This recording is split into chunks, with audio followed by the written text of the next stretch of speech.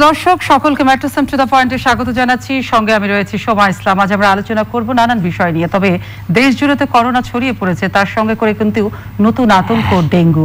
আজকে কিন্তু ডেঙ্গুতে রেকর্ড শনাক্ত হয়েছে, সেটা হচ্ছে 153 জন রাজধানীতে ডেঙ্গু আক্রান্ত হয়েছে।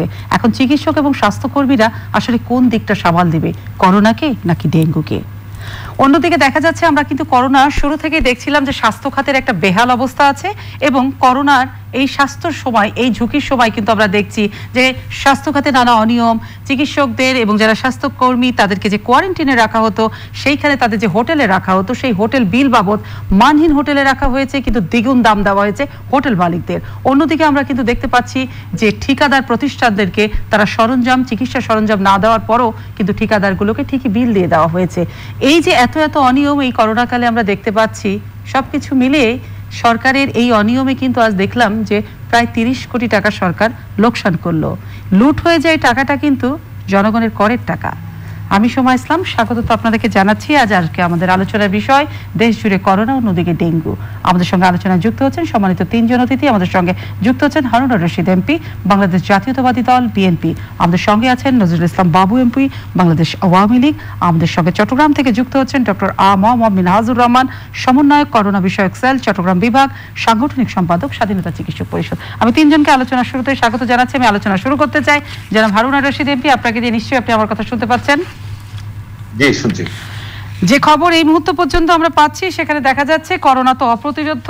ঢাকার বাইরে 7 বিভাগে কোথাও আইসিইউ নেই। ঢাকাতে প্রচন্ড রোগীর চাপ, প্রায় বলা যায় শতভাগ সিট সজ্জাগুলো কিন্তু একদম ফুলফিল হয়ে গেছে। আইসিইউর জন্য হাহাকার, যত রোগী মারা যাচ্ছে, যত করোনা সংক্রমিত হয়ে রাজধানীতে রোগী আসছে, সকলেই কিন্তু ঢাকার বাইরে, অর্থাৎ কোনো ঘরে আর করোনা রোগী বাদ নেই। চলছে চূড়ান্ততম লকডাউনের, আজকে আমরা 6ষ্ঠ দিন কিংবা 7ম দিন বোধহয় পার করছি, যদি হিসাবে ভুল না করি। তার মানে হিসাব বলছে গড়ে 8 জন করে রোগী মারা যাচ্ছে। এই লকডাউন এবং এই চিকিৎসা ব্যবস্থা, স্বাস্থ্য সেবা সব মিলিয়ে আসলে আমরা কোন পথে যাচ্ছি, কোন অবস্থায় আছে বাংলাদেশ? জি, ধন্যবাদ আজকের channel live to the point অনুষ্ঠানে আমাকে সংযুক্ত করার জন্য। আজকে যারা এখানে আলোচক হিসেবে সংযুক্ত হয়েছেন, সকলের প্রতি শুভেচ্ছা রইল। আসলে আমরা একটা চরম উদ্বেগজনক সময় অতিক্রম করছি, কোনো সন্দেহ নাই। এবং আমরা এ পর্যন্ত এই কঠোর লকডাউন সরকার কর্তৃক ঘোষিত এই কঠোর লকডাউনের মধ্যেও আমাদের সংক্রমণের হার, মৃত্যুর হার উভয়ই বেড়ে চলেছে। এবং স্বাস্থ্য ব্যবস্থার যে বেহাল চিত্র প্রতিনিয়ত প্রতিদিন গণমাধ্যমে প্রকাশিত হচ্ছে, কিন্তু সরকার এ ব্যাপারে যে খুব বিশেষ কোনো উদ্যোগ রাখতে পারছে বা ভূমিকা রাখছে বলে আমাদের প্রতীয়মান হচ্ছে না। আমার বলতে আপত্তি নাই, আসলে একটা কথা প্রবাদ আছে যে সময়ের এক ফোঁটা অসময়ে বিস্ফোরণ। আজকে করোনাকালীন আমরা প্রায় 1.5 বছর অতিক্রম করতে যাচ্ছি, কিন্তু করোনাকে মোকাবেলা করার জন্য, করোনাকে সত্যিকার অর্থে এটি বিজ্ঞান ভিত্তিক যে পদক্ষেপগুলো গ্রহণ করা প্রয়োজন ছিল, সেই জায়গাগুলোতে আমরা অবহেলা করেছি, তুচ্ছ-তাচ্ছিল্য করেছি। বিভিন্ন সময় আমরা করোনাকালীন বিভিন্ন জেলায়, বিভিন্ন জায়গায় আমরা লকডাউন দিয়েছি। লকডাউনটা এমন একটা খেলো করে ফেলেছি যে এইটি জনগণের কাছে একটা তামাশায় পরিণত হয়েছে। এই প্রথম সারা দেশব্যাপী সেনাবাহিনী নামানো হয়েছে, আইন প্রয়োগকারী সংস্থাদেরকে যথেষ্ট পরিমাণ সমস্ত অফিস আদালত বন্ধ করে দেওয়া হয়েছে। এরপরেও আপনার দেখা যাচ্ছে যে লকডাউন যেভাবে সত্যিকার অর্থে এটাকে আরো শক্ত কার্যকর হওয়া দরকার, সেই ক্ষেত্রে যথেষ্ট শিথিলতা আমরা লক্ষ্য করছি। এবং আজ থেকে 3-4 মাস আগে যখন সীমান্তবর্তী এলাকাগুলোতে যখন ভারতীয় ভ্যারিয়েন্ট ছড়িয়ে পড়ে এবং সীমান্তবর্তী জেলাগুলোর অবস্থা খুব বেহাল দাঁড়িয়েছিল, তখনই কিন্তু সরকারের যে যথাসময়ে যথাযথ উদ্যোগ গ্রহণ করা দরকার ছিল, তার এই ব্যর্থতার কারণেই কিন্তু আজকে আপনার পুরো ঢাকা আশেপাশের জায়গাগুলো কিন্তু একটু ভয়াবহ অবস্থা ধারণ করেছে। সেখানে ঢাকা বড় বড় হসপিটাল। হারুন রশিদ, আমি আপনাকে থামাচ্ছি, কারণ আমাদের আরো আলোচক আছে, আমার সবার কাছে সবাইকে সমান সময় দিতে হবে, তা না হলে আপনারাই আবার প্রশ্ন তুলবেন আমি কাকে বেশি দিচ্ছি কাকে কম দিচ্ছি। আমি থামাচ্ছি আপনাকে। যেটা হারুন রশিদ সাহেব, নজরুল ইসলাম বাবু বলতে চাইলেন, সরকার করোনা মোকাবেলায় ব্যর্থ হয়েছেন, কিন্তু সফলতার জায়গাগুলো কি কি হওয়া উচিত ছিল, সেই জায়গাতে ওনারা কতখানি আপনাদের সাথে হাত বাড়িয়েছেন কিংবা জনগণের পাশে দাঁড়িয়েছেন, সে উত্তর আপনি দিবেন। কিন্তু তার আগে আমি আপনার কাছে যেটা জানতে চাই, 2019-20 অর্থ বছরে স্বাস্থ্য খাতে বরাদ্দ 417 কোটি টাকা, খরচ হয়েছে 320 কোটি টাকা। আমি শুরুতে একটা কথা বলেছিলাম স্বাস্থ্য খাতের নানান অনিয়ম নিয়ে, সেই অনিয়মটা কিন্তু গণমাধ্যমের প্রকাশ না। সরকারের যে সাংবিধানিক প্রতিষ্ঠান আছে, মহা হিসাব নিয়ন্ত্রক কার্যালয়, তারা কিন্তু বলছে 30 কোটি টাকা সরকারের লস হয়েছে এই খাতে, এবং এই 9-6টা করেছে দেশের বিভিন্ন hospital, Shaheed Suhrawardy, Dhaka medical, Kurmitola, Mugda, Mitford থেকে শুরু করে অনেকেই, সিমেন্ট ব্যবসায়ীকেও পিপিইর ব্যবসা দেওয়া হয়েছে, মানে সাপ্লায়ার হিসাবে তাকে মনোনীত করা হয়েছে একজন সিমেন্ট ব্যবসায়ীকে, এবং সেটাও করা হয়েছে মন্ত্রণালয়ের চাপে। এই হচ্ছে সামগ্রিক জায়গা। দুটো বিষয় উত্তর চাইব। হ্যাঁ, আমি আপনাকে ধন্যবাদ জানাচ্ছি। আপনি যখন বলেন তখন মনে হয় রসাতলে গিয়েছে দেশ, স্বাধীন হয়ে গিয়েছে এদেশের মানুষগুলো, কিন্তু বাস্তবতা হলো ভিন্ন। যে আপনি যেটা বলেছেন এটা তো আমি আগে স্বীকার করি কিনা সেই প্রশ্নের জবাবটা আপনাকে নিতে হবে। তারপর 30 কোটি লসের কথা বলবেন। 30 কোটি টাকা বাংলাদেশের লস করলো এই স্বাস্থ্য বিভাগ। আমি বলবো টাকা খরচ না করা কিন্তু লস না, যত্রতত্র টাকা খরচ না করা হলো হিসেব সুরক্ষা করা। তো এখানে এই স্বাস্থ্য বিভাগ কোনো কারণেই অযথা টাকা খরচ করেন না বিদায়।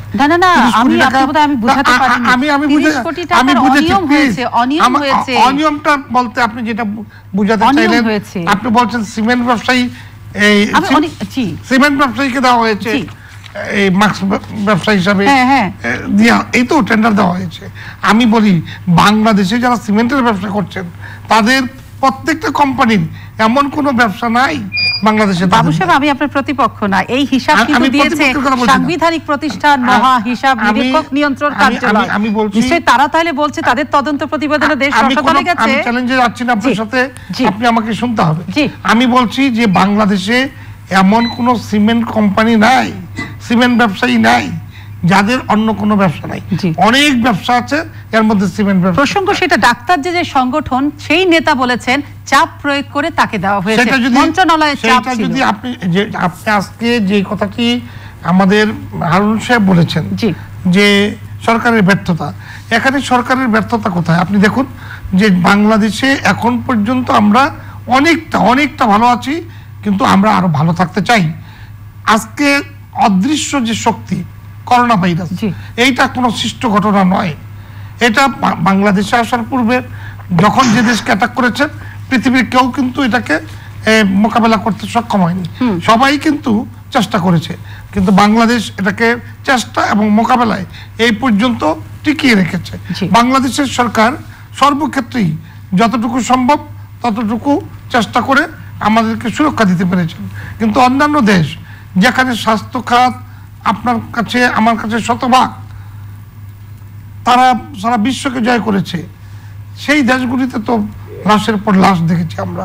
তারা তো দুর্নীতি করে নাই, সেখানে মানুষ মারা গিয়েছে, সেখানে করোনায় আঘাত এনেছে। তো বাংলাদেশের বিষয়টি সেইভাবে না বলে আমি বলবো আমরা করোনা মুক্ত বাংলাদেশ চাই, করোনা মুক্ত বিশ্ব চাই। সেটা যদি চাইতে হয় তাহলে সবাইকে দায়িত্ব পালন করতে হবে। এখন ব্যর্থতা কার সেইটা খুঁজতে আমি চাই না। আমি মনে করি আমরা প্রতিটি জনগণ সুরক্ষা নিয়ে বাঁচতে চাই, যেটা সরকার চান। আপনার সুরক্ষাটা সরকার বলতে পারেন, দিক নির্দেশনা দিতে পারেন, মাস্ক পৌঁছিয়ে দিয়েছেন, চাল ডাল পৌঁছিয়ে দিয়েছেন, প্রণোদনা দিয়েছেন, কোথাও কিন্তু সরকারের হাত এখানে থামিয়ে রাখেননি, চেষ্টা করেছেন। সেই ক্ষেত্রে কিন্তু সরকার সফল হয়েছে। বাংলাদেশে এমন কোনো নেই, আপনি এই ব্যবসায়ী নেই যারা প্রণোদনা পায়নি, এমন কোনো মানুষ নেই যারা খাদ্যের অভাবে হাত পাততে হয়েছে। সরকার সেই ব্যবস্থাগুলি আমরা যারা মানি না, মানতে চাই না, এবং যারা বলি আমরা করোনা ভাইরাস যারা মানেন না এবং মানতে চায় না, ভ্যাকসিন নেওয়া যাবে না, ওদের কারণেই কিছুটা মানুষ অস্থিতিশীল ছিল। আপনি দেখেছেন প্রথম যখন ভ্যাকসিন এসেছে, ভ্যাকসিন নেওয়ার লোক খুঁজে পাওয়া যাচ্ছে না, মাইকিং করতে হয়েছে। কেন?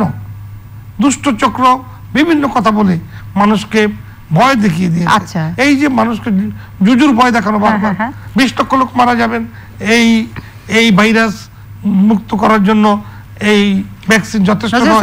এই ভ্যাকসিন অনেক কথা বলবে, শত্রুরা অনেক কথাই বলে, শত্রুরা মিথ্যা কথা বলে, কিন্তু সব কোনটা সত্য কোনটা মিথ্যা সেটা অবশ্যই কনফেস করতে হবে। সেই দিন মানুষকে কিন্তু ভয় দেখিয়ে এই যে বিএনপি যে অভিযোগের আঙ্গুলটা বারবারই তোলে যে ব্যর্থ, সেই তীরগুলো আপনারা প্রশ্নগুলো দিলেন, আপনি দিলেন, নিশ্চয়ই আরুন সাহেব সে প্রশ্ন উত্তর দিবে। এটা হলো বিবেক, বুদ্ধি, আত্মসংযম ছাড়া কথা বলা। জি, আমি আপনাকে থামাচ্ছি, আমি একটু ডক্টর মেনাজুর রহমান আপনার কাছে যেতে চাই। শুনতে পাচ্ছেন ডক্টর মেনাজ আমার কথা? হ্যাঁ, শুনতে পাচ্ছি, ধন্যবাদ আপনাকে। করোনার আতুরঘাত তো এখন ঢাকা, অর্থাৎ হটস্পট ঢাকা। তারপরে যদি আমরা 7 বিভাগকে ধরে থাকি, সেখানে আছে চট্টগ্রাম এবং খুলনা। চট্টগ্রামে গতকালকে জানি 61 জন মানুষ করোনায় মারা গেছেন। কিন্তু সবচেয়ে যেটা বড় প্রশ্ন, করোনার এই সংক্রমণটা চট্টগ্রামে কেন আপনারা রোধ করতে পারছেন না?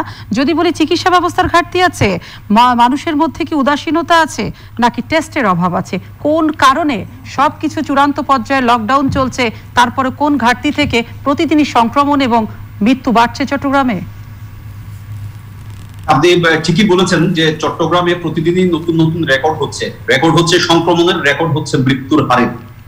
আর যে মৃত্যুর সংখ্যা আমরা প্রকাশ করছি বা প্রতিদিন, আসলে এই মৃত্যুগুলো শুধু রেড জোনে যে মৃত্যু হয় সেটি প্রকাশ করা হচ্ছে। আমি গত 25শে জুলাই পর্যন্ত একটি পরিসংখ্যানে দেখেছি যে চট্টগ্রাম মেডিকেল কলেজের রেড জোন এবং ইয়েলো জোন, দুটি জোনে 1583 জন মারা গেছেন। কিন্তু সরকারিভাবে আমরা রেড জোনের সংখ্যায় শুধু বলছি যে 453 জন মারা গেছেন। তো রেড জোনের যে অনেক বেশি রোগী কিন্তু ইয়েলো জোনেও মারা যাচ্ছেন, কিন্তু সেই সংখ্যাটা আমরা প্রকাশ করছি না। আসলে যদি এভাবে প্রকাশটা করা হতো যে রেড জোনে মৃত্যুর হার এই, করোনা নিয়ে মৃত্যুর হার, করোনা পজিটিভ হয়ে মৃত্যুর হার এই, এবং করোনার উপসর্গ নিয়ে মৃত্যুর হার এই, তাহলে কিন্তু প্রকৃত চিত্র যেটা আমরা দেখতে পাচ্ছি তার চেয়ে কিন্তু অনেক বেশি ভয়াবহ। এখন আপনার যে প্রশ্ন যে আমরা কি চিকিৎসার ব্যবস্থার ব্যর্থতার কারণে এটা করতে পারছি না, করোনার সংক্রমণ বাড়া কিংবা মৃত্যুর হারের জন্য চিকিৎসা ব্যবস্থা কোনোভাবেই দায়ী বলে আমি মনে করি না। এই কারণেই গত 1.5 বছরে চট্টগ্রামের চিকিৎসা ব্যবস্থা এমন একটি জায়গায় দাঁড়িয়ে আছে, আমরা শুরু করেছিলাম খুব সীমিত পরিসরে, কিন্তু আজকে চট্টগ্রাম মেডিকেল কলেজে 300+ রোগী ভর্তি আছে। সেটি 1 বছর আগে আমাদের ছিল না, আমরা সেখানে সমৃদ্ধ হয়েছি।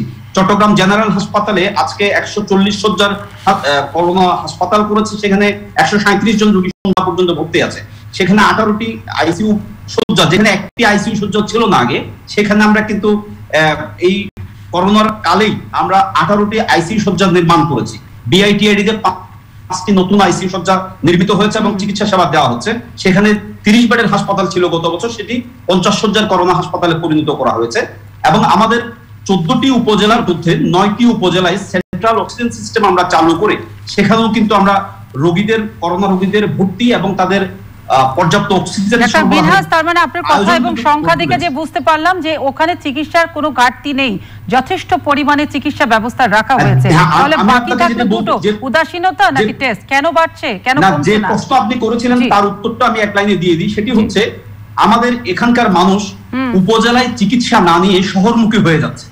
উপজেলার যে শয্যাগুলো রয়েছে, উপজেলা দেখবেন খালি রয়ে গেছে, কিন্তু চাপ বাড়ছে শহরে। উপজেলাতে কেন মানুষ চিকিৎসা নিতে পারছে না ডক্টর মিনহাজ? যে উপজেলাতে কেন মানুষ চিকিৎসা নিতে পারছে না, সেখানে কি ডাক্তারের অভাব নাকি স্বাস্থ্য সেবা ওখানে চিকিৎসা দেবার মতো সরঞ্জামে নেই? কোনটা? মানুষের কিছুটা অনাগ্রহ আছে। মানুষ মনে করছে গত বছরের শুরুতে যেরকম চিকিৎসা ব্যবস্থা ছিল, এখনো মনে হয় উপজেলাগুলোতে অবস্থা সেরকম, কিন্তু সেখানে সেন্ট্রাল অক্সিজেনের ব্যবস্থা করা হয়েছে এবং করোনা রোগীদের 5 থেকে 15 লিটার পর্যন্ত অক্সিজেন সরবরাহ দেওয়ার মতো সমস্ত আয়োজন 14টি উপজেলার কমপক্ষে 9টিতে করা হয়েছে। এবং বাকি যে 5টিতে করা হয়নি সেখানেও কিন্তু পর্যাপ্ত অক্সিজেন সিলিন্ডারের ব্যবস্থা করা হয়েছে। মানে উপজেলা পর্যায়ে ডক্টর মিনহাজ চলে গেছে স্বাস্থ্য সেবা এবং অক্সিজেনও পর্যাপ্ত রাখা হয়েছে মানুষের এই করোনা থেকে মানুষকে মুক্ত করার জন্য, তাই তো? চিকিৎসা ব্যবস্থা পর্যাপ্ত রয়েছে আপনার উপজেলাগুলোতে, আপনি যেভাবে বললেন সেই থেকে আমি যতটুকু বুঝতে পারলাম। আপনি থাকুন আমাদের সঙ্গে, আমি আবার ফিরবো আপনার কাছে। আমি যেতে চাই হারুন রশিদ আপনার কাছে। আপনি নিশ্চয়ই আমার কথা শুনতে পাচ্ছেন। রাজনৈতিক পক্ষ বিপক্ষ থাকলে নিশ্চয়ই আঙ্গুল তুলবেন আপনারা, আপনার যারা ক্ষমতার চেয়ারে থাকে তাদের দিকে। কিন্তু যিনি ডাক্তার সাহেব, আমি জানি না কতটা তিনি নিরপেক্ষ, কিন্তু যেহেতু তিনি চিকিৎসক, তিনি তার নিরপেক্ষ জায়গা থেকেই কিন্তু বললেন এই চিকিৎসা সেবাটা কিন্তু উপজেলা পর্যন্ত ছড়িয়ে গেছে। কিন্তু আপনারা বলছেন করোনাতে ব্যর্থ হয়েছে সরকার। এই ব্যর্থতা হলো সরকার ব্যর্থ হতেই পারে, সরকারের একাত্ম সামগ্রিকভাবে সম্ভব না 18 কোটি মানুষকে সেবা দেওয়া। সেই জায়গাতে আপনারা কতটুকু সেবা করেছেন? এবং তার উপরে যেটা জানতে চাই যে এই যে অভিযোগের সময় অভিযোগ তোলা, এই মহাদুর্যোগে আপনারা একে অপরের বিরুদ্ধে বলছেন ব্যর্থ। আসলে কবে এক হবেন, কবে সবাই মিলে এই মানুষের জন্য কাজ করবেন, সেই জায়গাটা জানতে চাই। ডেঙ্গুর সামনে জি ধন্যবাদ। এখানে আসলে যে বিষয়টা নিয়ে আলোচনা শুরু করেছিলেন বাবু, কিন্তু সেই বিষয়ে যথাযথ উত্তর দেয় নাই। স্বাস্থ্য খাতে যে অর্থ বরাদ্দ হয়েছে, যে লোপাট হচ্ছে, অনিয়ম দুর্নীতি, এই অনিয়ম দুর্নীতির সাথে যারা জড়িত তাদের বিরুদ্ধে সরকার দৃশ্যমান কোনো ব্যবস্থা গ্রহণ করেছে কিনা, আমি বলবো করে নাই। দুর্নীতি থাকবে, অনিয়ম থাকবে, যারা যে বিষয়ে পারদর্শী, যারা যে বিষয়ে কাজ করার জন্য উপযুক্ত, তাদেরকে সে দায়িত্ব না দিয়ে অনভিজ্ঞ লোকজনকে, আজকে পত্রিকার প্রতিবেদন এসেছিল, তো অসত্য নয়, এগুলো তো অসত্য নয়, এগুলোর ব্যাপারে সরকারের পদক্ষেপ গ্রহণ করার দাবি দেশব্যাপী সুধী সমাজ থেকে শুরু করে রাজনৈতিক দল থেকে শুরু করে পার্লামেন্টেও বিস্তারিত আলোচনা হয়েছে, কিন্তু সরকার এ ব্যাপারে আমি বলবো ব্যর্থ। এই জন্যই বলছি যে এসব ব্যাপারে সরকার দৃশ্যমান কোনো পদক্ষেপ গ্রহণ করে নাই। দ্বিতীয়ত, আমাদের যারা ডক্টর মিজানুর রহমান সাহেব যেটা বললেন, আমাদের তো উপজেলা ইউনিয়ন পর্যায় পর্যন্ত স্বাস্থ্য কাঠামো রয়েছে, অবকাঠামো রয়েছে, কোনো সন্দেহ নাই, কিন্তু করোনা চিকিৎসার জন্য এটা তো একটা ভিন্ন ধর্মী ব্যবস্থা। এখানে উপজেলা পর্যায়ে আপনার করোনা চিকিৎসা করতে হলে সেখানে অক্সিজেন সরবরাহের ব্যবস্থা থাকতে হবে। আমি চাঁপাইনবাবগঞ্জ জেলার উদাহরণ দিয়ে বলছি, আমাদের চাঁপাইনবাবগঞ্জ জেলা, একমাত্র চাঁপাইনবাবগঞ্জ জেলায় গত বছরই আমি 20 ইউনিটের আপনার এখানে করোনা ইউনিট স্থাপন করতে সম্ভব হয়েছিল। এবছর সেখানে অক্সিজেন ইউনিট স্থাপন করা সম্ভব হয়েছে এবং ৭০টি ইউনিট সেখানে আমরা স্থাপন করেছি। কিন্তু উপজেলায় যখন কোনো করোনা রোগী আক্রান্ত যাচ্ছে, তখন সেখানে তাদের অবস্থা খারাপ হলে তারা প্রথমে রেফার করে দিচ্ছে যে চাঁপাইনবাবগঞ্জে চলে যান। চাঁপাইনবাবগঞ্জে যখন অবস্থা যাদের বেশি খারাপ হয়ে যাচ্ছে, তার আগে বলছে আপনারা রাজশাহী চলে যান। অর্থাৎ এই বিষয়টা, ডাক্তার কিন্তু একজন চিকিৎসক, সুতরাং উপজেলা পর্যায়ে কিন্তু এই করোনা চিকিৎসার জন্য প্রাথমিকভাবে চিহ্নিত করতে পারছে যে হ্যাঁ সে করোনা রোগী হয়েছে, তখন তাকে কিন্তু সেখানে চিকিৎসা দেওয়ার জন্য যে ধরনের সাপোর্ট দরকার সেটা আমরা এখনো জেলা পর্যায়ে করতে পারিনি। দু একটা উপজেলায় করতে হতো, চিটাগাংয়ের ব্যাপারটা ভিন্ন, চিটাগাংয়ে হয়তো তারা কিছু কিছু জায়গায় সিলিন্ডারের ব্যবস্থা করতে পেরেছে। কিন্তু আজকে সবচেয়ে বড় দুর্ভাগ্য যে আজকে দেশে তো একটা বিরাট সংকট বিদ্যমান আছে। এই সংকটকালীন সময়ে যেটা আপনি বললেন যে এখানে আজ কখন সব এক হবে, অবশ্যই এটা যারা ক্ষমতায় রয়েছে তাদের উচিত ছিল, দায়িত্ব ছিল করার। সেই ক্ষেত্রে আজকে যে সংকটের কালীন সময়ে, আজকে তো বাস্তবিক অর্থে যে আজকে দেশে যেহেতু রাজনীতিতে একটা ব্যাপক সংকট বিদ্যমান, দেশে 111 এর মধ্য দিয়ে যে বিরাজনীতিকরণের যাত্রা শুরু হয়েছিল সেটা এখন চূড়ান্ত রূপ ধারণ করেছে। যে কারণে আজকে শুধু আপনি প্রশাসনের উপর কেন সরকার নির্ভরশীল হচ্ছে, কেন প্রশাসনকে আজকে কাজগুলো করানো হচ্ছে? অবশ্যই প্রশাসনের কাজগুলো করবে, পাশাপাশি রাজনৈতিক দলের যে দায়িত্ব, রাজনৈতিক নেতা কর্মীদের যে দায়িত্ব সচেতনতা গড়ে তোলা বা এই সমস্ত ভলেন্টারি সার্ভিস গুলো করার জন্য, এখানে আজকে সরকারি দলের কি মাঠে দৃশ্যমান কোনো পদক্ষেপ দেখা যাচ্ছে? সরকারি দলের কোনো দৃশ্যমান কোনো কাজ আছে? আর বিরোধী দলের নেতা কর্মীরা তো যে পরিমাণ গত 10 বছর যাবত সরকারের দ্বারা নিপীড়ন নির্যাতনের শিকার হয়েছে, বিভিন্ন সামাজিক সংগঠন নিপীড়নের দ্বারা শিকার হয়েছে। সময় আজকে তুমি পত্রিকায় দেখো যে এখানে ডিজিটাল সিকিউরিটি অ্যাক্টের ব্যাপারে আজকে হারুন রশিদ, আপনি নিশ্চয়ই আমার কথা শুনতে পাচ্ছেন? হারুন রশিদ, আপনি কি আমার কথা শুনতে পাচ্ছেন?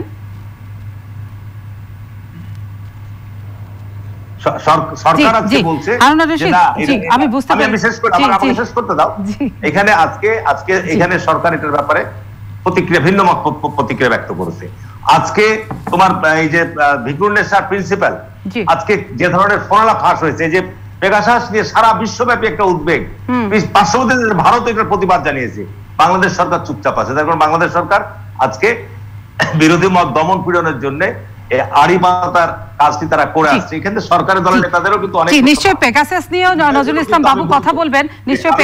আমি এই জন্য বলছি, আমি এই জন্য বলছি যে নজরুল ইসলাম বাবু তো এখানে আছে, সরকারের এই জায়গাগুলোকে আগে ঠিক করতে হবে।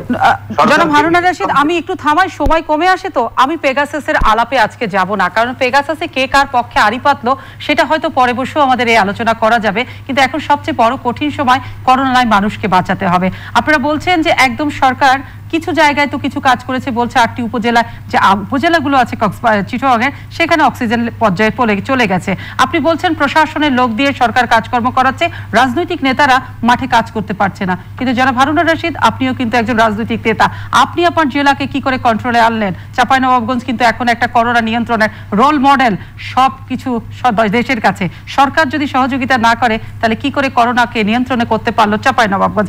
আমি আরেকটা বিষয় যেটা জানতে চাই, যে সব খারাপ খবর আমরা চতুর্দিক থেকে শুনছি, কিন্তু এটাও তো নিশ্চয়ই ভালো খবর। 7 তারিখ থেকে কিন্তু ইউনিয়ন পর্যায়ে সরকার ভ্যাকসিন দেওয়া শুরু করবে, সেই জায়গাগুলোকে নিয়েও মানুষকে সচেতন করা দরকার। এবং তবে হ্যাঁ, বড় বিষয়, লকডাউনকে কার্যকর করতে গেলে মানুষের ঘরে খাবার দিতে হবে। অনেক মানুষ খাবার পাচ্ছে না, নজরুল ইসলাম বাবু সাহেব বলছেন সকলের ঘরে খাবার আছে, সকলের ঘরে খাবার আছে। রাজনৈতিক নেতা আপনারা যারা সরকারি দলে, তারা কেউ মাঠে যাচ্ছে না, প্রশাসন দিয়ে সরকার চলছে। আপনি আপনার মতো বলবেন। আমরা সবাই মাঠে যাচ্ছি, আমরা মাঠেই আছি, বঙ্গবন্ধুর কন্যা আজকের প্রধানমন্ত্রীর নির্দেশনা রয়েছে।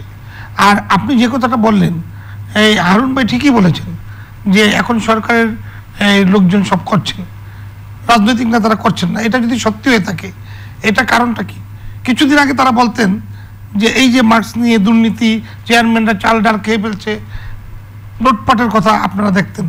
শুধু শুধু হাজার হাজার নেতাকর্মী যখন মাঠে কাজ করে, জনপ্রতিনিধিরা কাজ করে, তখন এই ধরনের ব্লেম দিতে চেষ্টা করে। জনপ্রতিনিধিরা চাল ডাল লুট করে খায়, এটা শুধু বিএনপি বলে না, মাননীয় প্রধানমন্ত্রী নিজে বলেছেন। আমি বলি আপনাকে, মাননীয় প্রধানমন্ত্রী এটা বলেন নাই। মাননীয় প্রধানমন্ত্রী যেটা বলেছেন সেটা আমি বলে শোনাচ্ছি আপনাকে। মাননীয় প্রধানমন্ত্রী জনগণের নেতা, উনি জানেন জনগণের জন্য কারা কাজ করেন। এখন জনগণের পাশে আমরা আছি, আমরা কিন্তু মাঠেই আছি। জনগণের জন্য কারা কাজ করে? আমি তো এটা জানতেই চাইবো। রাজনৈতিক দলের নেতাকর্মীরাই করেন, জনপ্রতিনিধিরাই করেন, এবং সার্বিক সহায়তা প্রদানে সরকারের হাত কাজ করেন। তাহলে সেখানে কেন হারুন সাহেব প্রশ্ন তুলছেন প্রশাসন কাজ করছে? হারুন সাহেব ঠিকই বলেছেন, এই কারণে বলছেন যে এখন আর কোন নিউজ এন্ড ভিউজ কার্যকর হচ্ছে না। এখন কোন চেয়ারম্যান, কোন উপজেলা চেয়ারম্যান, কোন এমপির বিরুদ্ধে এই শব্দ চয়ন কিন্তু আপনি দেখেন যে তারা লুটপাট করছে। কারণ মাঠে যখন ইউনিয়ন পরিষদের চেয়ারম্যানরা কাজ করছে, তখন বলেন যে তেলের বোতল তাদের বাসায় পাওয়া যায়। এই যে বারবার মানুষের উপরে বিদ্যাঙ্গুলি দেখানো, শুধু শুধু কারণে অকারণে দুই একটি ঘটনা ঘটতেই পারে। জনপ্রতিনিধিদের লুটপাটের কারণেই কি প্রশাসনকে ডিস্ট্রিবিউশনটা দিয়ে দেওয়া হয়েছে জনগণের ঘরে খাবার দেবার? আমি জানতে চাচ্ছি। আমি শুধু আপনাকে বলতে চাচ্ছি, সুষম বন্টনের জন্য সরকার জনপ্রতিনিধি এবং সরকারের বিভিন্ন সংস্থাকে দায়িত্ব দিয়ে যথাযথভাবে কাজ করার চেষ্টা করছেন। সেখানে রাজনৈতিক নেতারা, জনগণ, এলাকার সামাজিক ব্যক্তিত্ব কেউ কাজ করতে পারবেন না এমনটা তো কোনো জায়গায় কোনো সরকারের কোনো অংশ বলেননি। কিন্তু যান না যারা, তারাই বাধাগ্রস্ত করেন। আমরা তো যাচ্ছি, আমরা প্রতিনিয়ত মাঠে আছি। সরকারের প্রত্যেকজন কর্মকর্তা যদি সচল থাকে, আপনার আমার সমস্যা কোথায়? সরকারের কর্মকর্তারা যদি এই করোনায় ভূমিকা রাখতে পারে, তাহলে জনপ্রতিনিধি হয়ে আপনি, হারুন ভাই, আমি কেন পারবো না? নিশ্চয়ই পারবেন। আমাদের সবাইকে একযোগে কাজ করতে হবে, সবাইকে অনুপ্রাণিত করার জন্য এই ব্যবস্থা। দল মত নির্বিশেষে সকলে সকলের পাশে, এই স্লোগানে আমরা এই করোনা মুক্ত। সেটা কি মানা হচ্ছে এই 2 বছরে? চেষ্টা চলছে। কে কার সাথে চেষ্টা করছে? কে কার সাথে চেষ্টা করেছে? চেষ্টা না হলে আপনি দেখুন যে কোনো রাজনৈতিক দল কাজ করছে না, সেই ব্লেমও তো আমরা দিচ্ছি না, যারা যতটুকু সম্ভব করছে। কিন্তু সরকারের পক্ষ থেকে যেভাবে সাহায্যের হাত বাড়িয়ে দেওয়া হয়েছে, সামাজিক ব্যক্তিত্ব, ব্যবসায়ী, শিল্পপতি সবাই প্রধানমন্ত্রীর কথা শুনে প্রথমবার কিন্তু ঝাঁপিয়ে পড়েছে। দ্বিতীয় কিস্তি এসেছে, এখনো মানুষ কিন্তু নেমেছে। আজকে লকডাউন চলছে, পুরোপুরি বাস্তবায়ন হচ্ছে। সবচেয়ে ওই যে নজরুল ইসলাম বাবু, আমি একটু চট্টগ্রামের দিকে যাব। দুঃখজনক বিষয় হয় কি, মানুষের মনে একটা ক্ষোভের জায়গা থাকে কি, নির্বাচনের সময় আপনারা সংলাপে বসেন, কিন্তু এই মহামারীতে আপনারা এক হচ্ছেন না। একটি কথা বলতে চাই, এক হওয়ার বিষয় না, এটা বিবেক দিয়ে, বুদ্ধি দিয়ে, সংযম রেখে সকলে সকলের পাশে দাঁড়িয়ে কাজ করার কথা। তার মানে বিএনপির বিবেক নাই, শুধু ব্লেম দেম দেওয়ার জন্য তারা এই নাটক করছে। আমি মনে করি তাই, আমি তাই মনে করি। এবং শুধু তাই নয়, আমি আপনাকে যেটা বলতে চাই যে এই যে বারবার সরকারের ব্যর্থতা আপনি খুঁজছেন বা যারা খুঁজছেন, ওনাদের কাছে আমার প্রশ্ন, সফলতাটা আপনারা কিভাবে আনতে চান? এখন গুড কোশ্চেন। আমি হারুন সাহেবকে জিজ্ঞেস করব, ওনারা কিভাবে আনতে চায় সেটা আমরা জানতে চাই, সেইভাবে আমরা কাজ করতে চাই। আমি মনে করেন ছায়া সরকার বিরোধী। হারুন সাহেব, আমি ফিরছি আপনার কাছে, কিন্তু নজরুল ইসলাম বাবু একটা প্রশ্ন রেখেছে, সফলতা কিভাবে আনবে সরকার, সেটা আপনি নিশ্চয়ই পরামর্শ দিচ্ছেন। শুধু ব্যর্থতার গল্পই আপনারা শুনিয়ে যাচ্ছেন। আমি প্রশ্নটা রাখলাম, কিন্তু আমি একটু চট্টগ্রামে যেতে চাই। চট্টগ্রামে ডক্টর মিনহাজ, আপনি আমার কথা শুনতে পাচ্ছেন? হ্যাঁ, শুনতে পাচ্ছি। চট্টগ্রামে থামছে না করোনা, বিকল্প ব্যবস্থা কি, কিভাবে থামবে? চট্টগ্রাম স্বাভাবিক হবে কি করে? আপনার পরামর্শ কি চিকিৎসক হিসেবে? শুধু চিকিৎসক না, আপনি চিকিৎসক নেতা। আচ্ছা, চট্টগ্রাম যখন থামবে সারা দেশই থেমে যাবে এই করোনা। আমি যে কথাটি বলতে চাই যে ওই প্রথম সারা দেশই থেমে যাবে মানে কি, করোনার উৎস কি চট্টগ্রাম থেকে? না, চট্টগ্রামে যখন আস্তে আস্তে থেমে যাবে তখন সারা দেশে আস্তে আস্তে থেমে যাবে। চট্টগ্রাম কোনো বিচ্ছিন্ন দ্বীপ নয়। আচ্ছা, তো আমি যেটাই বলতে চাই যে চট্টগ্রামে আপনার যে হারে করোনার সংক্রমণ হচ্ছে, এই সংক্রমণটা কিন্তু আগে নগর কেন্দ্রিক ছিল। আপনারা জানেন যে সম্প্রতি এই উপজেলাগুলোতে প্রান্তিক পর্যায়ে ছড়িয়ে পড়ার কারণে সংক্রমণের হার এবং মৃত্যুর হার দুটি আনুপাতিক হারে বেড়ে গেছে। এখন যে আমাদের যে টিকাদান কর্মসূচি চলছে, এই টিকাদান কর্মসূচি যখন শুরু হয়েছিল, বাবু ভাই বলেছেন, তখন কিন্তু টিকাদানের প্রতি মানুষের এক ধরনের অনাগ্রহ দেখা গিয়েছিল। আবার দ্বিতীয় পর্যায়ে যখন শুরু হয়েছে, এখন কিন্তু মানুষ আবার টিকা নেওয়ার জন্য ঝাঁপিয়ে পড়ছে। এই থেকে বোঝা যায় যদি আপনি টিকাটা যদি আমরা ঠিক মতো দিতে পারি জনগণকে, এখন কিন্তু পর্যাপ্ত টিকা আছে সরকারের, সরকার বলছে টিকা দিতে, এবং 7 তারিখ থেকে উপজেলা পর্যায়ে টিকাদান কর্মসূচি শুরু হবে। এই টিকাগুলো যদি আমরা ঠিক মতো দিতে পারি এবং যে লকডাউনটা চলছে সেই লকডাউন যদি আমরা পরিপূর্ণভাবে কার্যকর করতে পারি, বিশেষ করে গ্রামাঞ্চলে। আর বাবু ভাই যে কথাটা বলতে চেয়েছেন এবং হারুন ভাইয়ের আংশিক কথার সাথে মিলিয়ে আমি বলতে চাই, আমরা এতদিন যা করেছি, যতক্ষণ পর্যন্ত না জনপ্রতিনিধিদের এই করোনা মোকাবেলার যে প্রোগ্রাম, সেই প্রোগ্রামে সম্পূর্ণভাবে সম্পৃক্ত করা না যাবে, যতদিন পর্যন্ত সামাজিক নেতৃবৃন্দ এবং ধর্মীয় নেতৃবৃন্দদের এখানে সম্পৃক্ত করা না যাবে, ততদিন পর্যন্ত আমরা সামাজিকভাবে করোনা মোকাবেলার যে দীর্ঘ আমাদের প্রক্রিয়া, এই প্রক্রিয়া কিন্তু কোনোভাবেই আমরা ডক্টর মিনাজ, আমি একটু থামাই। আপনি কি করে শূন্যতা বোধ করছেন, যে কেন বলছেন যে জনপ্রতিনিধিরা অর্ধেক অংশে কাজ করছে, কিন্তু নজরুল ইসলাম বাবু তো বলছেন পুরোটাই মাঠে আছে জনপ্রতিনিধিরা, আপনার কাছে কেন বাকি মনে হচ্ছে? আমি জনপ্রতিনিধিরা কেউ কাজ করছেন কেউ কাজ করছেন না এই প্রসঙ্গে আমি কিন্তু বলিনি। আমি যেটা বলতে চেয়েছি যে ধরেন টিকা কর্মসূচি, এখন টিকাদানের কর্মসূচি আপনার ওয়ার্ড পর্যায়ে আমরা কিন্তু এখনো অনেক দুর্বল। ওই ওয়ার্ড পর্যায়ে থেকে মানুষ টিকা দিতে একটা হেলথ কমপ্লেক্সে কিন্তু আসছে না, সেটাই বাস্তবতা। কিন্তু একজন জনপ্রতিনিধি যদি চান, আমি জনপ্রতিনিধি বলতে শুধু সংসদ সদস্য বলছি না, সেখানে মেয়র থাকতে পারেন, কাউন্সিলর থাকতে পারেন, চেয়ারম্যান থাকতে পারেন, মেম্বার থাকতে পারেন, তারা যদি উদ্যোগী হন। কিন্তু আমাদের যতগুলো ডিজিটাল প্ল্যাটফর্ম আছে সেখানে কিন্তু সরাসরি চলছে, আপনারা সকলেই সরাসরি সেখানে সংযুক্ত হয়ে যান, আমাদের আলোচনা সেখানে চলছে। আমার যদি একটা ওয়ার্ডে যদি একজন মেম্বার বলেন যে আমি আমার ওয়ার্ডের প্রতিটি ঘর এর টিকা আমরা নিশ্চিত করব, তাহলে কিন্তু এটি তার পক্ষে সম্ভব। যদি একজন মসজিদের ইমাম তার খুতবায় প্রতিদিন বলেন যে টিকা নিতে হবে, তাহলে কিন্তু এটি সম্ভব। তাহলে সবাই মিলে যখন এগিয়ে আসবে, তখন কিন্তু আপনি দেখবেন করোনাকে প্রতিরোধ করবার জন্য, এই মহামারীকে প্রতিরোধ করবার জন্য আপনি যে যে পরামর্শগুলো দিলেন সবগুলোই কিন্তু করে যাচ্ছে সরকার। সেখানে কার্যকর হচ্ছে কিনা সেটা হচ্ছে সবচেয়ে বড় কথা।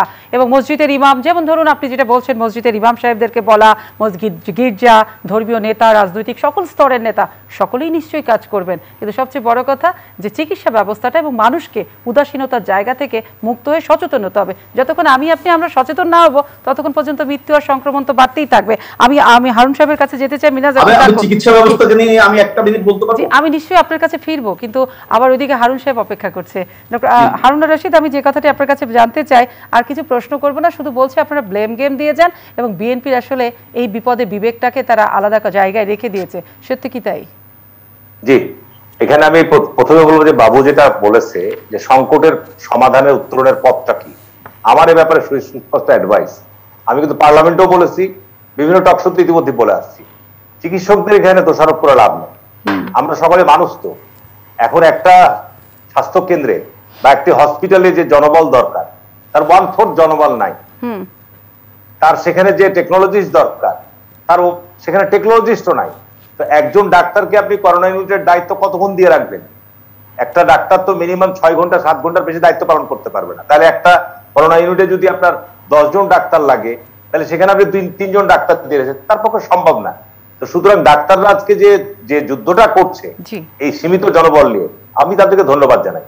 কিন্তু আমাদের যে ঘাটতি 1.5 বছর থেকে এটা আমি বলে আসছি, এই ক্ষেত্রে সরকার এইসব পূরণ করার জন্য, দূর করার জন্য সরকার দৃশ্যমান কোনো পদক্ষেপ, আমি চ্যালেঞ্জের দায়িত্ব নিয়ে বলছি, বাবু উত্তর দিতে হবে।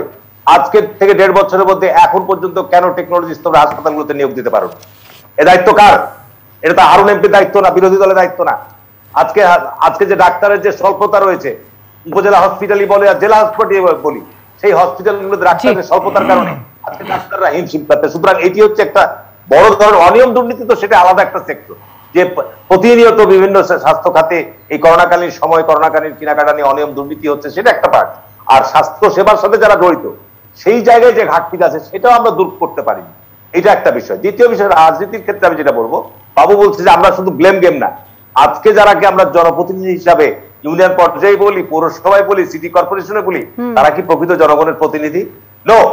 আমি চ্যালেঞ্জ দায়িত্ব নিয়ে বলছি যে তারা জনগণের দ্বারা নির্বাচিত প্রতিনিধি নয়, জনগণের ভোটে তারা নির্বাচিত হয় নাই। সুতরাং তাদের জনগণের সম্পৃক্ততায় ঘাটতি রয়েছে। বিনা ভোটে যারা এমপি হয়, আপনার 5% 3% ভোটে যারা এমপি হয়, তাদেরকে আপনি জনপ্রতিনিধি হিসাবে কিভাবে স্বীকৃত দিবেন? আজকে যদি সত্যিকার অর্থে আপনার হিসাবে হারুন রশিদ, আমি আপনাকে থামাচ্ছি, আমি শেষ করি। যদি রাজনীতিতে সংকট আজকে আওয়ামী লীগ তৈরি না করতো, আজকে যে রাজনীতির সংকটের কারণেই দেশে যে রাজনীতির অঙ্গনে যে ভয়াবহ সংকট দাঁড়িয়েছে, আজকের মাঠে যে রাজনৈতিক কর্মীদেরকে জনসেবামূলক কর্মকাণ্ডে সম্পৃক্ত করা যাচ্ছে না, এটা দায়িত্ববোধের ব্যাপার নয়। আপনি 10 বছর যাবত বিরোধী দলের নেতা কর্মীদেরকে ঘর থেকে বেরোতে দিবেন না, আর এখন আপনি বলবেন যে আপনারা ঘর থেকে বাড়ান, এটা হয় না। যারা আওয়ামী লীগের যারা আজকে হারুন রশিদ, আমি বুঝতে পেরেছি আপনার কথা, আমি থামাচ্ছি আপনাকে। জি হারুন রশিদ, আমি আপনাকে থামাচ্ছি, আমি সব কথা আপনার বুঝতে পেরেছি। আপনার শেষ কথাটা দিয়ে আমি প্রশ্ন রাখতে চাই নজরুল ইসলাম বাবুর কথা। আপনি বলছেন কেউই ভোটের দ্বারা নির্বাচিত জনপ্রতিনিধি না।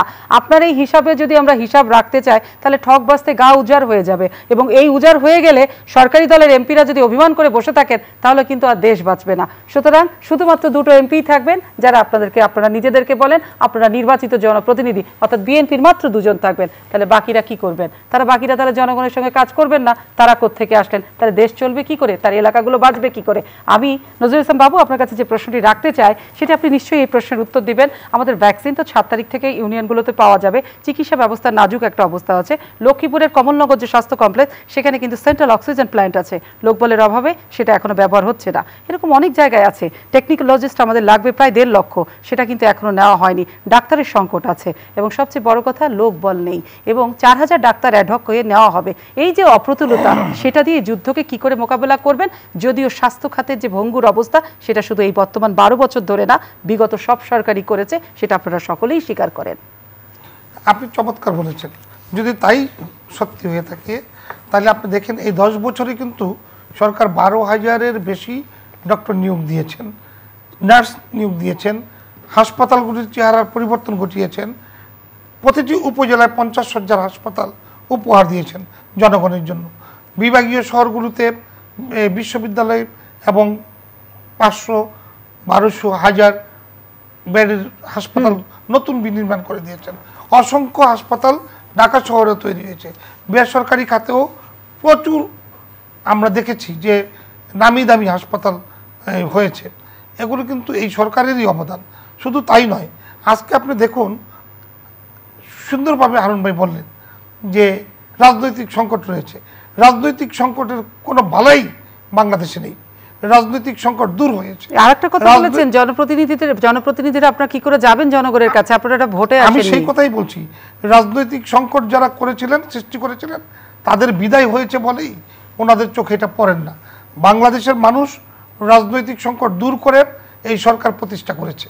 এখানে যারা ভোটই করেন নাই, তারা আজকে ভোটের রাজনীতির কথা বলেন। আমরা ভোটের রাজনীতি করে এখানে এসেছি। 2008 সাল থেকে আমরা পরপর 3টি নির্বাচনে জয়লাভ করে শেখ হাসিনার নেতৃত্বের সরকার বাংলাদেশকে উন্নয়নে সফল মাইলফলকে রূপান্তর করেছে। সারা পৃথিবীতেই এই সংকট চলছে। সংকট যখন পৃথিবীকে দুর্বিষহ করে তুলছে, সেই সময়ে বাংলাদেশের মানুষ এখনো ভালো আছে, এখনো বাংলাদেশের মানুষ আশান্বিত আছে। আমরা ইনশাল্লাহ ভালো থাকবো। যারা জুজুর ভয় দেখায় 20 লক্ষ মানুষ মারা যাবে, মারা যায়নি। যারা বলেছেন যে করোনা ভ্যাকসিন নেওয়া যাবে না, এগুলি একটু থামেন। চট্টগ্রামের ডাক্তার কিন্তু বলেছে সরকারের যে মৃত্যুর হিসাব এবং হসপিটালের যে হিসাব, সেখানে একটা বিস্তর ফারাক আছে। তার মানে মানুষ অনেক বেশি মারা যাচ্ছে। যেটা বলেছেন ইয়েলো বেড এবং রেড বেডের কথা বলেছেন, আমি ওনার কথা যদি মেনেও যাই, তাহলে আমি ধরে নিলাম সত্যি বলেছেন। সত্যি বলার পরেও যেই ভয়াবহতা আমরা লক্ষ্য করি, বাংলাদেশে কিন্তু এখন পর্যন্ত আমরা টিকে আছি, আমরা ভালো আছি। এখন সরকার কোনো খোদা না, সরকারের যা করণীয় কোনোটা বাকি রাখেননি।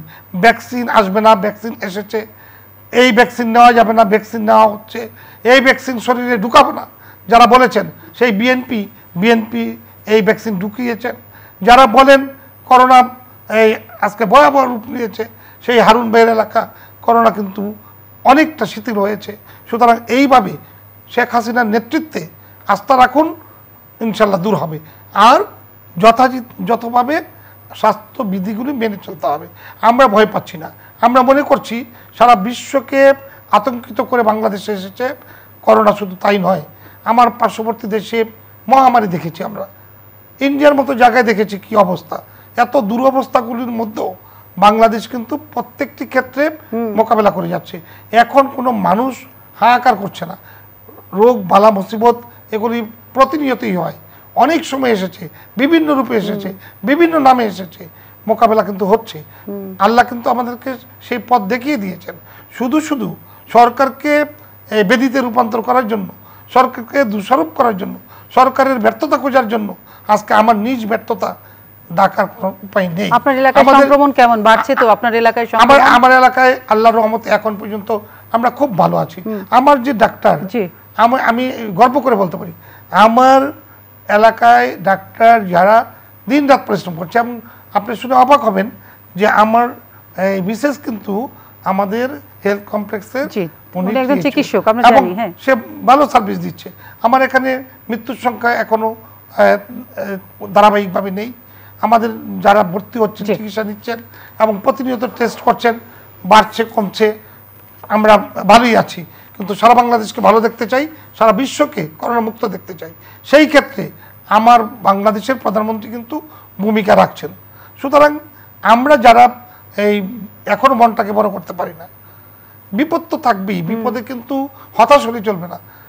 মন বড় করতে পারছে না যারা টকশোতে এসে বলেন সরকারের ব্যর্থতা খুঁজেন, এখন ব্যর্থতার কি আছে? সরকার কি যোগান দিতে পারে না বলেন? আচ্ছা, সরকার তো সকল কিছুর যোগান দিয়েছে। এখন শর্টেজ ডক্টর, এটা তো একদিনে বানানো যাবে না। ওই হাসপাতাল 20 বছর আপনারা রাষ্ট্রীয় ক্ষমতায় ছিলেন, বিভিন্ন পর্যায়ে একটা ইট লাগাননি, সবকিছু তো একদিনে যোগান দেওয়া যায় না। প্রশ্ন হচ্ছে সেটা না, সেটা হচ্ছে দুর্নীতির যে জায়গাগুলো, সেটাও একটা বড় প্রশ্ন। দুর্নীতি ছিল, দুর্নীতি আছে, দুর্নীতি থাকবে। দুর্নীতি কোনো রাজনৈতিক দল করছে না। দুর্নীতি যখন যারা ঠিকাদার, হারুন সাহেব বলছে দুর্নীতি আছে থাকবে, আপনিও বলছেন দুর্নীতি আছে থাকবে, কিন্তু এই আকারটা কত বড় হচ্ছে? আকারটা দিন দিনে ধ্বংস হচ্ছে। আজকে দুর্নীতিবাজ মানে ছোট হচ্ছে। দুর্নীতিবাজদেরকে কিন্তু চিহ্নিত করে শাস্তি নিশ্চিত হয়েছে। দুর্নীতিবাজরা দেশ ছেড়ে পালিয়েছে, দেশের বাইরে থেকে। আপনারা দুইজন রাজনৈতিক নেতা কেউ বললেন না যে দুর্নীতি মুক্ত হবে, দুইজনেই কিন্তু বলছেন ছেলে থাকবে। দুর্নীতি মুক্ত হবে আমি কিভাবে বলবো? তো দুর্নীতিটা করে কারা? দুর্নীতি তো আপনার মতো যে যখন সুযোগ পায় তারা করছে, কিন্তু সরকার এই দুর্নীতিবাজদেরকে কোনোদিন ধরেনি। এই সরকার ধরছে, এই সরকার চোখে আঙ্গুল দিয়ে দেখিয়ে দিচ্ছে, এই সরকার বাস্তবতার সাথে তাল মিলিয়ে এগিয়ে যাচ্ছে। কিন্তু খালেদা জিয়ার সরকার তখন এই দুর্নীতিবাজদেরকে লালন পালন করেছেন, দুর্নীতিবাজ সরকার হিসেবে প্রতিষ্ঠিত হয়েছেন, সারা বিশ্ব স্বীকৃতি দিয়েছে। হারুন সাহেব নিশ্চয়ই প্রশ্নের উত্তর দিবেন। না, হারুন ভাই কি উত্তর দিবেন? হারুন ভাই কাছে তো এটা বাকস্বাধীনতার জায়গা, এখানে তো ডেমোক্রেসি আমাকে রাখতেই হবে। হারুন ভাই কি বলবেন যে হ্যাঁ আমার তারেক রহমান দুর্নীতিবাজ? কিন্তু আপনি বলে গেলেন তার একটা তথ্য চাইতে নিশ্চয়ই চাইবো। আমি এইটুকু বলতে পারি যে এই সরকার দুর্নীতির ঊর্ধ্বে থেকে কাজ করার চেষ্টা। আমি হারুন সাহেব, আপনি নিশ্চয়ই আমার কথা শুনতে পাচ্ছেন, আমি আপনার কাছে অল্প করে শুনবো, কিন্তু তার আগে তার চেয়ে অল্প করে আমি শুনতে চাই ডক্টর মিনাজের কাছে। মিনাজ, আপনি চিকিৎসার জন্য একটা পরামর্শ দিতে চাচ্ছিলেন, খুব সংক্ষেপে বলতে হবে ডক্টর মিনাজ, আমার অনুষ্ঠান একদম শেষ। আমি পরামর্শটা আমি চট্টগ্রামের একটি বিষয় শুধু আপনার কাছে আপনার মাধ্যমে উপস্থাপন করতে চাই যে আজকে টক শোতে অনেকে আমরা হারুন ভাই যেটা বলছেন যে সরকার ব্যর্থ, আমি সেই প্রেক্ষিতে শুধু একটু স্বাস্থ্য ব্যবস্থাটা কিভাবে আরো সমৃদ্ধ করা যায় সেই বিষয়ে 1 মিনিট কথা বলতে চাই।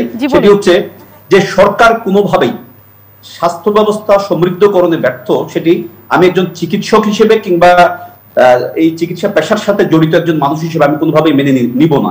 এই কারণেই সরকার কিন্তু যখন যা চেয়েছে যে হাসপাতাল, তখন কিন্তু গত 1.5 বছর ধরে তাই দিয়েছে, এবং সরকার এখানে চিকিৎসক নিয়োগ দিয়েছে, নার্স নিয়োগ দিয়েছে, টেকনিশিয়ান নিয়োগের প্রক্রিয়া প্রায় সম্পন্ন করে এনেছে।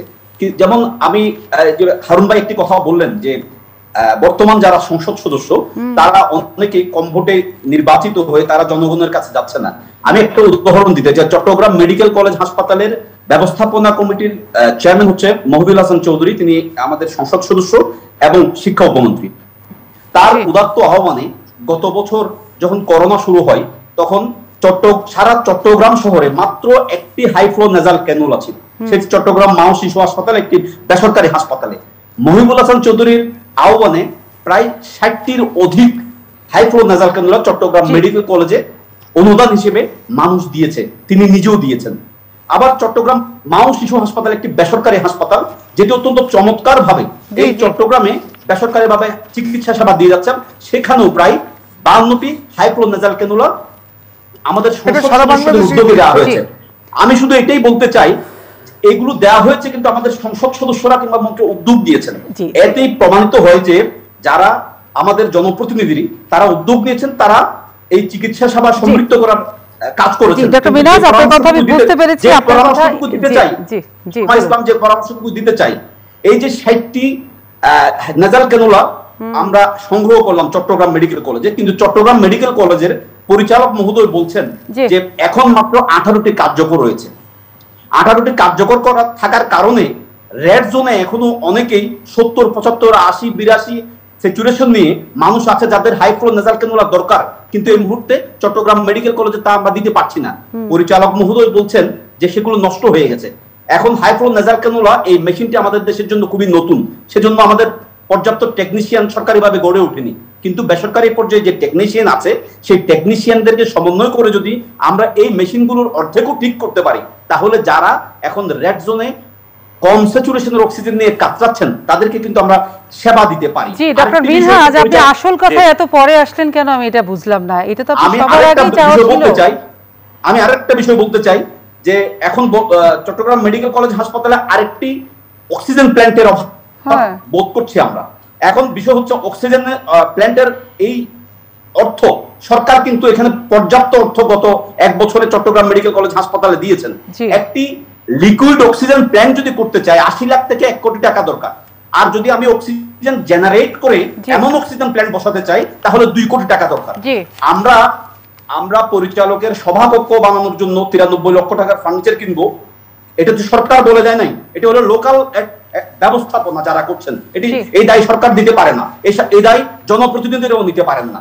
তাই অনেক জায়গায় এই লোকাল ডক্টর মিনহাজ, সরকারের চেয়ে লোকাল ব্যবস্থাপনায় বড় সরকার কে আছে? লোকাল ব্যবস্থাপনায় সরকারের চেয়ে বড় সরকার ওখানে কে আছে যে এগুলো সমাধান হয় না? এবং আপনি যে বললেন আপনার এখনো এতগুলো ঘাটতি আছে, সেই ঘাটতির কথাটা তো চিকিৎসক হিসেবে সবার আগেই আপনি বলতেন, বলা উচিত ছিল যে আপনার এই জায়গাগুলোতে এখনো ঘাটতি রয়েছে। অনেক রোগী কিন্তু আমরা এক বছরে যে জায়গায় দাঁড়িয়ে আছি আমরা সেই অনুসারে মানুষকে সেবা দিচ্ছি, কিন্তু যে হারে রোগী বাড়ছে আমরা যদি আমাদের প্রস্তুতিটাকে আরো দৃঢ় করতে চাই, সমৃদ্ধ করতে চাই, আমার প্রস্তাবনা হচ্ছে চট্টগ্রাম মেডিকেল কলেজে আমরা আরো একটি অক্সিজেন প্ল্যান্ট এবং চট্টগ্রাম মেডিকেল কলেজে নষ্ট হয়ে পড়ে থাকা এই হাই ফ্লো নেজাল ক্যানুলা গুলো যদি আমরা যত দ্রুত সম্ভব সচল করতে পারবো, তত বেশি রোগীকে আমরা হাই ফ্লো নেজাল ক্যানুলা দিয়ে বা বাইপাস। ডক্টর মিনহাজ, একটা অক্সিজেন প্ল্যান্ট তৈরি করতে কত সময় লাগে এটা যদি আপনি জানান। একটা অক্সিজেন প্ল্যান্ট যেগুলো তরল অক্সিজেন দিয়ে করা হয় এগুলো হচ্ছে আপনার লিন্ডে করে, তারা করে দিতে নিশ্চয়ই 2-3 মাস সময় লাগবে। আর যেগুলো অক্সিজেন জেনারেট করে সেগুলো ফ্রান্সের একটা কোম্পানি আমাদের দেশে করে থাকে, সেটি করতে ওদের তৈরি করতে 1.5 মাস লাগে। এটা যদি ইন্ডিয়ায় যেমন তারা 12টি প্ল্যান্ট এনেছে, তারা কিন্তু বাই ইয়ার এনেছে, বাই ইয়ার যদি আনেন তাহলে 7 দিন প্লাস 1.5 মাস, এবং এখানে বসাতে আরো 12 দিন, মোটামুটি 2 মাস সময় লাগে। জি, মানে সবগুলো বসাতে যে পন্থা বললেন 2 মাসই লেগে যাবে। 2 বছর হয়ে গেল করোনার এবং দিনে দিনে রোগী বাড়ছে, সেই জায়গাটা এর মধ্যে কিন্তু অনেকগুলো বসিয়েছে। আপনি সমৃদ্ধির কথা বলেছেন এবং সামনে জি ডক্টর মিনহাজ, আমি বুঝতে পেরেছি স্বাস্থ্যসেবার এই যে এই 1.5-2 বছরে যে ঘাটতিটা ছিল সেখানে সমৃদ্ধির জায়গা আপনি বলেছেন, এবং সামনে যে সংকটটা আছে সেটা কি করে মোকাবেলা করা যায় সেই পরামর্শ আপনি দিয়েছেন। অসংখ্য ধন্যবাদ আপনাকে হারুন আর রশিদ। আমি আপনাকে দিয়ে শেষ করব, আপনি কি কিছু বলতে চাইবেন? জি জি জি, এখানে ডক্টর মিনহাজ উনি এবং আমাদের নজরুল ইসলাম বাবু দুজনেই আলোচক হিসেবে আজকে গুরুত্বপূর্ণ আলোচনা অংশগ্রহণ করেছেন, কিন্তু দুজনেই কিন্তু স্বাস্থ্য বিভাগের যে মেনলি করোনা নিয়ে তো আমরা আলোচনাটা মূল আমাদের বিষয়। এখানে আমাদের আমাদের স্বাস্থ্য বিভাগের যে দুর্বল দিকগুলো ডক্টর মিনহাজ কিন্তু সেই জিনিসগুলো উত্থাপন করেন। উনি একজন সার্টিফিকেট নেতা, ডাক্তার নিজেও। আজকে স্বাস্থ্য বিভাগের উপজেলা, জেলা, বিভাগীয় পর্যায়ে যে অর্গানোগ্রামটা রয়েছে সেখানে কি অবস্থা, সেই জায়গাগুলো যে আমাদের দুর্বল জায়গাগুলো আমরা এখন পর্যন্ত, অবশ্যই গত 10-12 বছরে যে আপনার সরকার স্বাস্থ্য বিভাগের অবকাঠামো উন্নয়ন করে নাই বা আপনার জিনিসপত্র কিনে তা না, কোটি কোটি টাকার, শত শত কোটি টাকার যন্ত্রাংশ হাসপাতালে পড়ে আছে, সেগুলো নষ্ট হয়ে যাচ্ছে জনবল না থাকার কারণে। সুতরাং এই যে ব্যর্থতা বা এই যে দুর্বলতাগুলো, সেই জায়গাগুলো মিনহাজ সাহেবও বলেনি, সেই জায়গাগুলো আপনি নজরুল ইসলাম বাবুও বলেনি। আর রাজনীতির যে সংকটটার কথা সেটা মিনহাজ বাবু তো বলবে কেন? 2014 সালে 154টা বিনা ভোটে পৃথিবীর কোন ইতিহাসে আছে? 2018 সালের ভোট আপনার যেটা হয়েছে দিনের ভোট রাত্রের বেলা হয়ে গেছে, যেখানে জনগণ ভোট দিতে পারে নাই, এগুলো তো এই ভোটের কোনো গ্রহণযোগ্যতা আছে? এই কথাগুলো বাবুরা তো ক্ষমতায় আছে, যে কারণে সত্য বাস্তবতাগুলো আজকে বাস্তব জায়গা আসতে হবে। বাইরে দেশে বয়স 50 বছর হয়েছে, এগুলো একে অপরের দোষারোপ না, একে অপরের সমালোচনা না, বাস্তব আমাদের সংকটটা আমাদেরকে সমাধানের জন্য আমাদেরকে পথ খুঁজতে হবে এবং সমাধানের পথ বের করে যদি আমরা অগ্রসর হই তাহলে ইনশাল্লাহ বাংলাদেশ মুক্তিযুদ্ধের মধ্যে দিয়ে আমরা স্বাধীনতা অর্জন করেছি, অবশ্যই আমরা করোনাকেও মোকাবেলা করতে পারবো যদি আমাদের সেই মেন্টালিটি, সেই মানসিকতা আমরা তৈরি করতে পারি। যারা নেতৃত্ব রয়েছে তাদের সেই জায়গাটা তৈরি করতে হবে, এটি আজকে মূল বিষয়। এখানে দোষারোপ বা একে অপরের দোষারোপ, যে ত্রুটিগুলো হচ্ছে, যে অভিযোগগুলো আসছে, সেগুলোর ব্যাপারে যদি আমরা পদক্ষেপ করি তাহলেই তো আপনার অনেক অনেক মানুষের মধ্যে স্বস্তি আসবে। এই যে ধন্যবাদ। অনুষ্ঠান শেষ করতে হবে। নজরুল ইসলাম বাবু, আপনি খুব সংক্ষেপে সংক্ষেপে শুধু আমি বলবো যে বারবার প্রশ্নবিদ্ধ করার যে অপচেষ্টা এই নির্বাচনকে কেন্দ্র করে, এই নির্বাচনে তো তারা অংশগ্রহণ করেছেন, নির্বাচনে অংশগ্রহণ করে সবাই পালিয়ে চলে এসেছেন, জনগণের কাছে ভোট যাইতে পারেন নাই, কারণ তাদের শাসন ব্যবস্থায় ত্রুটি ছিল। জনগণ বিক্ষুব্ধ হয়ে কিন্তু এই আওয়ামী লীগকে ভোট দিয়েছে। যারা নির্বাচনে যে ভোট কেন্দ্রে ভোট চাওয়ার জন্য ভোটারের কাছে যেতে পারেন নাই, তাদের বেলা এরকম হয়েছে। যিনি হারুন ভাই, তিনি কিন্তু ভোটে নির্বাচিত হয়ে আসছেন, ওনাকে তো ভোট দিয়েছে মানুষ, আমাদেরকেও ভোট দিয়েছে মানুষ।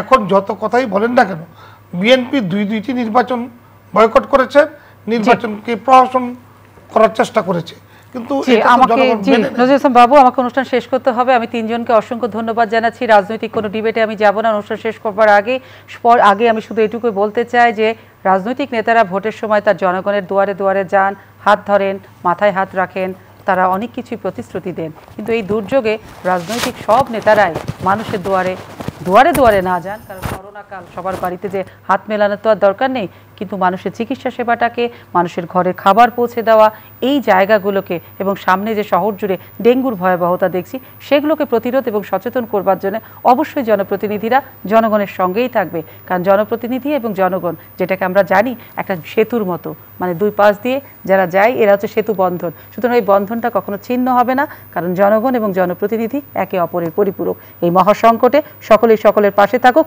কিন্তু জনগণ এবং সাধারণ মানুষ শুধু এইটুকুই বলবো, একদম উদাসীন হবেন না। ভয়াবহভাবে করোনা ছড়িয়ে পড়েছে, আর একে তো ডেঙ্গু রয়েইছে, সুতরাং মাস্ক পরতে হবে, সরকারের যে বিধিনিষেধগুলো আছে সেগুলো অবশ্যই মেনে চলুন। আমি সোমা ইসলাম আজকের মতো বিদায় নিচ্ছি, সকলে ভালো থাকবেন, শুভরাত্রি।